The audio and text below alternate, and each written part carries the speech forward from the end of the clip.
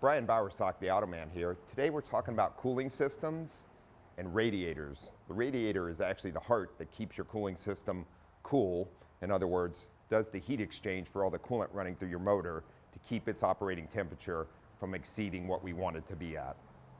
The reason we're talking about this today is we see a lot of demise these days with extended life cooling of cooling systems. As you can see, I have a couple examples here.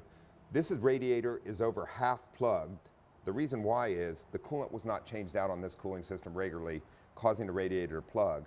What can happen with this is the engine starts to overheat on a regular basis, causing little by little damage to things like head gaskets, head failure, etc. that can turn into expensive repairs.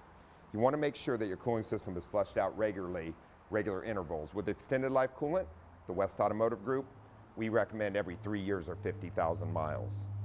Another very important thing is if the radiator does have to be replaced, that you actually purchase a quality component that will last and not fail in short order, causing more engine damage.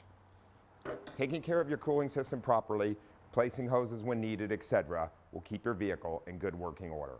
I'm Brian Bowersock, the Automan. For more automotive news and helpful tips, join the Automan next Friday during News 8 at 7 a.m. and 7 p.m. on the CW. Plus, you can always listen to Auto Talk Radio every Saturday morning at 7 on the AM 760 KFMB radio.